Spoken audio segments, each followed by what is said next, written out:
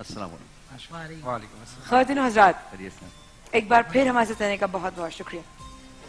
آئے ساتھ لائیو موجود رمضان عشق ہے ٹرانسمیشن ATV A+ پر براہ راست دیکھ رہے ہیں. نہ صرف آپ اپنی ٹیلی ویژن سکرینز پر ہمارے ساتھ ہیں, بلکہ سوشل میڈیا کے تھرو قرشی کے ساتھ A+ کے فیس بک پیج سے آپ ہمیں گاہے بگاہے لائیو دیکھ سکتے ہیں. میرے بہت معزز اور میرے بہت مجھے محترم میرے آج کے جو علماء کرام, بہت ہی پیاری ہماری آپا ہیں محترمہ ثروت عسکری صاحبہ ہمارے ساتھ موجود. السلام علیکم آپا.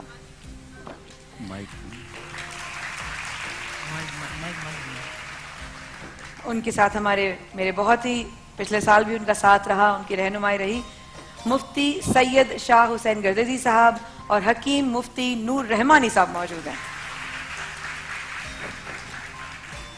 جزاک اللہ خیر آپ لوگوں کے آنے کا اور رمضان کی مبارکباد بہت زیادہ. میں کہوں گی بلکہ مفتی صاحب آپ چاہیں تو ریحان بھائی کے برابر میں بھی تشریف آپ کے لیے زیادہ آرام دہ ہو جائے گا. جی تشریف رکھیے. آپ لوگوں کے ہاتھ میں خواتین و حضرات ایک عدد پرنٹ آؤٹ ہے, ایک عدد ہارڈ کاپی ہے, اور بہت ہی خوبصورت سی ایک کاپی کے اندر بہت ہی خوبصورت سی ایک بات, اور وہ بات ہے, آئیے ذرا سب کو دکھاتے ہیں اور سناتے بھی ہیں. تلاش گم شدہ برائے میانہ روی. خواتین و حضرات ایک ضروری اعلان سنیے. ہماری زندگیوں میں میانہ روی کی بدولت سکون و اطمینان, دوسروں کے سرخ گالوں کو دیکھ کر اپنے گالوں کو تھپڑ مار کر لال نہ کرنے کی سوچ, اور ہر معاملے میں اپنی بساط کے مطابق پاؤں پھیلانے کا رویہ اب گم شدہ ہو چکا ہے. اس کی جگہ نفسا نفسی, مقابلے کی دوڑ, دوسروں کو نیچا دکھانے کی کوشش میں خود کو عذاب میں مبتلا کرنے کی عادت نے لے لی ہے. جس کسی کو بھی وہ میانہ روی کہیں مل جائے تو اسے کہہ دے کہ اس کی غیر موجودگی میں انتہا پسندی, بے سکونی اور دنیاوی معاملات کی دوڑ میں بھاگتے تھکتے ماندے لوگوں کے پاس واپس لوٹ آئے.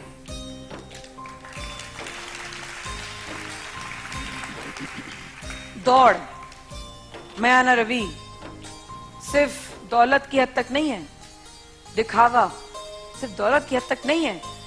تم نے جھوٹ بولا, میں نے تم سے بڑا جھوٹ بول دیا, تم ایک قدم جو ہے وہ پیچھے ہٹو گے, میں 10 قدم پیچھے ہٹوں گا. ہم لوگوں نے اپنی زندگی سے یہ میانہ روی جو الفاظ, اس طرح کے جو الفاظ ہوتے ہیں, مفتی صاحب آپ بھی, حکیم صاحب بھی, آپ بھی, یہ جو الفاظ ہیں ہماری زندگی میں ہم نے بچپن میں بہت سنے, لیکن آج واقعی فیل ہوتا ہے کہ آج کی ہماری ڈیلی زندگی میں سے یہ الفاظ ختم ہو گئے. آپ کے پاس مائک ہے. بالکل صحیح کہہ رہی ہیں آپ مایا. سب سے پہلی بات تو یہ کہ جو آپ نے میانہ روی کی, اعتدال پسندی کی بات کی, تو الحمدللہ ہمارے والدین بھی ایسی ہی سوچ کے مالک ہوا کرتے تھے, اور وہ کبھی بھی اپنی چادر سے پاؤں باہر نہیں نکالتے تھے. لیکن بدقسمتی سے ایسا ہوا کہ وہ والدین جو کہ اس قدر میانہ روی اور اعتدال کے قائل تھے, وہ اپنے بچوں کی تربیت ویسی نہ کر سکے. اور اس کے بعد جو اگلی جنریشن آئی اور آج کی جو نسل ہمارے سامنے موجود ہے, ہم یہ دیکھتے ہیں کہ نہ وہ میانہ روی سے کام لینے پر تیار ہیں, نہ وہ اعتدال پسندی پر بات کرنے کو تیار ہیں, اور اس میں بہت ساری وجوہات ہیں. اور اگر آپ برا نہ مانے تو میں میڈیا کو بھی سر فہرست قرار دوں گی. بالکل کیجئے, میں تو بالکل یہ میڈیا کو بھی سر فہرست اس لیے قرار دینا ضروری ہوگا کہ میڈیا نے ہماری خواہشات کو لامحدود کر دیا ہے. اس قدر لامحدود خواہشات ہو گئی ہیں کہ آج یہ بچے اپنے بڑوں کے آگے یہ خود ڈیمانڈز کرتے ہیں. جو جتنی چیزیں دیکھتے ہیں ٹیلی ویژن اسکرین پر, یہ بچیاں جو سامنے بیٹھی ہوئی ہیں, میں کہتی ہوں کہ ان بچیوں کی زندگیوں میں بہت زیادہ یہ میڈیا اپنا رول ادا کر رہا ہے. کوئی حد محدود نہیں رہی, کوئی مقرر نہیں ہوئی, بے انتہائی ہو گیا ہر چیز, سب کچھ لامحدود ہو گیا. اور اس کی بنا پر ہماری زندگیوں سے چین سکون چلا گیا, اطمینان چلا گیا, اور آج ہم سب اس دوڑ کا, اس ادھا دم دوڑ کا شکار ہو گئے کہ ہمارے پاس کوئی اب گوشہ عافیت نہیں ہے. میں یہاں تک کہوں گی, مفتی شاہ حسین گردیزی صاحب موجود, حضرت یہ بات بھی رشتوں میں میانہ روی نہیں رہی. یہی ہم بات آگے ہر طرح سے اس کو چھوئیں گے اس ٹاپک کو. گھروں میں ایک دوسرے کے ساتھ بیٹھے ہوئے ہیں, محفل میں ایک دوسرے کے پاس اپنے ایک دوسرے سے ملنے کے لیے بیٹھے ہوئے ہیں, موبائل فونز میں لگے ہوئے, ٹی وی میں لگے ہوئے ہیں, رشتوں کی اہمیت ختم ہو گئی. کہیں ہم نے بیلنس نہیں رکھا ہے. ایک طرف دوڑیں گے تو اتنا دوڑتے چلے جائیں گے کہ بس پتہ نہیں کیا بھاگ دوڑ لگ گئی ہے. ہوتا کیا جا رہے ہیں, ہمیں واپس کیسے لے آئے, اس لے کر آئے اس میانہ روی کو. حضرت بسم اللہ الرحمن الرحیم. آپ نے جو نقطہ پیش کیا ہے میانہ روی کا, جی سر, اس کا سبب یہ ہے کہ معاشرے میں دولت کی جو تقسیم ہوئی ہے اس نے ناہمواری پیدا کر دی ہے. ایک طبقے کو بلند کر دیا ہے اور دوسرے طبقے کو پست کر دیا ہے. ٹھیک ہے, حتیٰ کہ بات یہاں تک پہنچ گئی ہے کہ وہ مڈل طبقہ, درمیان کا جو طبقہ ہے وہ ختم ہو گیا ہے. ٹھیک ہے, تو اس کی وجہ سے یہ ساری خرابیاں پیدا ہوئی ہیں. صحیح. اگر ہمارے ارباب اقتدار اس طرف توجہ کریں اور یہ جو دولت کی تقسیم غیر منصفانہ طریقے سے ہو رہی ہے, اس میں اگر وہ اعتدال کو لائیں تو یہ صورتحال کور ہو سکتی ہے. قرآن حکیم فرقان حمید نے یہ بات کہی ہے کہ وَأَقِيمُوا الْوَزْنَ بِالْقِسْطِ وَلَا تُخْسِرُوا الْمِيزَانَ. اسلام کا نظام جو ہے عدل اور انصاف کے اوپر قائم ہے, اور وہ عدل انصاف جو ہے وہ ترازو سے شروع ہوتا ہے. تو اپنا گھر جو آدمی کا ہوتا ہے پھر وہاں پر بھی عدل و انصاف سے کام لینا پڑتا ہے. کسی آدمی کا بیٹا بھی ہے, بیٹی بھی ہے, تو وہاں پر بھی اس کو عدل و انصاف سے کام لینا ہے. اور جب وہ وہاں سے گھر سے باہر نکلے گا, اپنے دفتر میں آئے گا یا نظام حکومت میں آئے گا, تو یہ بنیاد ہے نظام حکومت کی کہ وَأَقِيمُوا الْوَزْنَ بِالْقِسْطِ وَلَا تُخْسِرُوا الْمِيزَانَ, کہ آپ میزان کو ادھر ادھر نہ کریں, اس کو اپنی جگہ پہ قائم رکھیں. تو پھر اس سے ہر جگہ جو ہے بہتری پیدا ہوگی, خوبی پیدا ہوگی. یہ جو بات آپ کہہ رہی ہیں کہ لوگ جو ہیں وہ اپنے آپ کو اتنے مصروف کر لیا انہوں نے کہ وہ کہیں جاتے ہیں اور وہاں جا کے اس آدمی سے جس سے بات کرنی ہے اس سے بات نہیں کر پاتے, اپنا موبائل نکالتے ہیں اور ادھر ادھر کی باتیں وہاں جہاں سے اس کو فون آتے ہیں ان کو جوابات دیتے ہیں. جی ہاں, پھر معاشرے میں بالکل ہی پھر ہمارے معاشرے میں ایک طریقہ کار چلا آ رہا تھا کہ بزرگ لوگ بیٹھے ہوئے ہیں تو ان کے سامنے وہ اپنے بچوں سے بھی بات کرنے سے اعتراض کرتے تھے. اور اب جو ہے وہ بزرگ لوگ بیٹھے ہوئے ہوتے ہیں اور وہ اپنے موبائل پہ بات چیت کر رہے ہوتے ہیں اور وہ باتیں ان دوسروں کو سننا پڑتی ہیں جو وہ سننا نہیں چاہتے. تو یہ اصل میں یہ جو دولت آدمی کے پاس آ جاتی ہے, تو جب دولت آتی ہے تو آدمی کے اندر تکبر بھی آ جاتا ہے, اور جب تکبر آتا ہے تو پھر آدمی دوسرے کو اہمیت نہیں دیتا, دوسری کی عمر کو اہمیت نہیں دیتا, دوسرے کے علم کو اہمیت نہیں دیتا. اس کے ہاں اس کاغذ کی اہمیت ہے جو اس کے جیب میں پڑے ہوئے ہیں کثیر تعداد میں یا بینک میں پڑے ہوئے ہیں, تو وہ ان کو اہمیت دیتا ہے. اور وہ رشتے جن کو اسلام نے اہمیت دی ہے, جن کو ہمارے معاشرے نے اہمیت دی ہے, ہمارے کلچر نے اہمیت دی ہے, اس کو وہ نظر انداز کر چکے ہیں. رشتوں کو نظر انداز کر چکے ہیں, اپنی ذات کو بھی نظر انداز کر چکے ہیں. ہم جس طرف آگے بڑھ رہے ہیں مجھے سمجھ نہیں آتا کہ ہم اتنے کام میں آپ سے سوال کرتی ہوں, اتنے پلیٹ میں اپنی چیزیں ڈال کیوں لیتے ہیں جب بیلنس نہیں ہو پاتا؟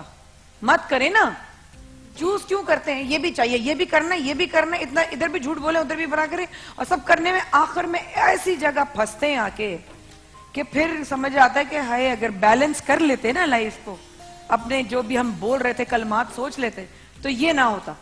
دیکھیں مایا, سب سے پہلی بات تو یہ کہ چال ہمیشہ دو طرح کی ہوا کرتی ہے. ایک چال رحمان کی ہوا کرتی ہے, ایک چال شیطان کی ہوا کرتی ہے. شیطان کی چال وہ جسے شکست فاش ہونی ہے, اور رحمان کی حکمت وہ ہے کہ جسے انشاءاللہ تعالی ہمیشہ کامیابی اور کامرانی عطا ہونی ہے. تو سب سے پہلی بات تو یہ کہ انشاءاللہ تعالی فتح اور کامیابی اور کامرانی اسی راستے پر چل کر مقدر اور نصیب بنے گی جو راستہ اللہ تعالی کا بنایا ہوا. ہمیں اپنی زندگی کو جب ہم آخرت کی کھیتی بنا کر تصور کر کے جب آج اپنی زندگی گزاریں گے تو انشاءاللہ تعالی ہماری زندگی ایسی زندگی ہوگی جو کہ اللہ اور رسول کی پسندیدہ زندگی ہوگی.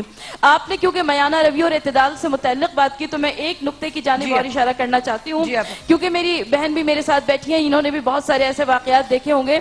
میانہ روی اور اعتدال پر جہاں پر بات کی جاتی ہے تو ہمارے ہاں تقریبات میں اس قدر اسراف کیا جاتا ہے، اس قدر اسراف کیا جاتا ہے کہ میں حیران ہوتی ہوں کہ آخر، اور بالخصوص میں جس عظیم عبادت کا ذکر کرنا چاہتی ہوں وہ ہے دسترخوان پر بیٹھنا. مولا کائنات علی ابن ابی طالب علیہ السلام ارشاد فرماتے ہیں کہ اگر کسی کو پہچاننا ہے تو اسے کئی مقامات پر پہچانا جا سکتا ہے، جن میں سے ایک دسترخوان پر بیٹھنا.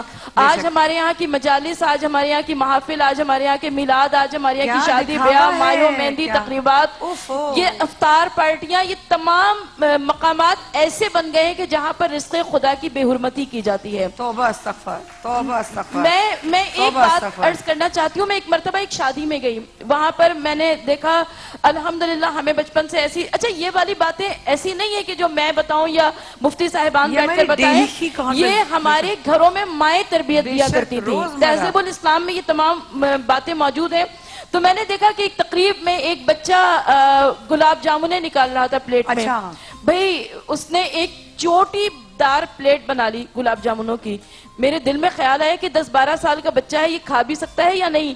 تو میں نے یہ سوچا کہ جب یہ پلیٹ لے کر اپنی ٹیبل پر جائے گا تو وہاں پر اس کی ماں اس سے ضرور پوچھے گی کہ جب تم اتنا نہیں کھا سکتے تم نے نکالا کیوں. تو اب میری نگاہوں نے تعاقب کیا کہ میں اس بچے کو دیکھوں. اب جب وہ بچہ اپنی ٹیبل پر پہنچا تو میں نے دیکھا کہ اس کی ماں کے سامنے بھی ایسی ہی پلیٹیں موجود ہیں جس میں چوٹی دار کھانا موجود ہے. اور ہوا کیا، انہوں نے 2-4 لقمے ادھر سے کھائے، تھوڑا ادھر سے کھایا اور ایک آدھ کولڈ ڈرنک پی، اور اس کے بعد وہ سب چھوڑ چھاڑ کر اڑ گئے. تو ہمیں خوف خدا سے ڈرنا چاہیے، ہمیں عذاب الہی سے ڈرنا چاہیے، اس لیے کہ جن اقوام نے رزق الہی کی بے حرمتی کی پھر وہ عذاب سے محفوظ نہیں رہ سکیں.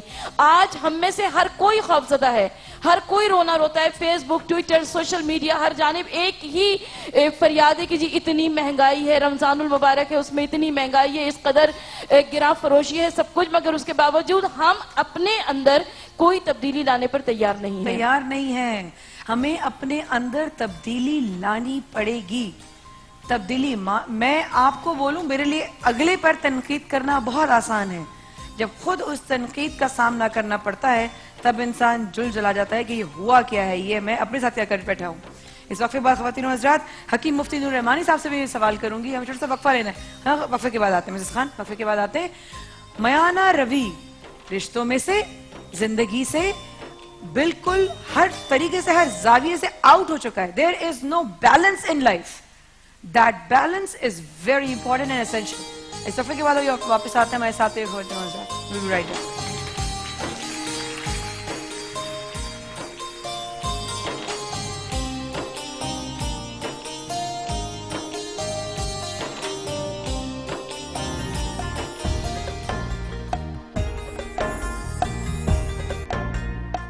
This segment is brought to you by 5 year compressor warranty Bell کے تمام ریفریجریٹرز کے لیے ہے نا زبردست آفر.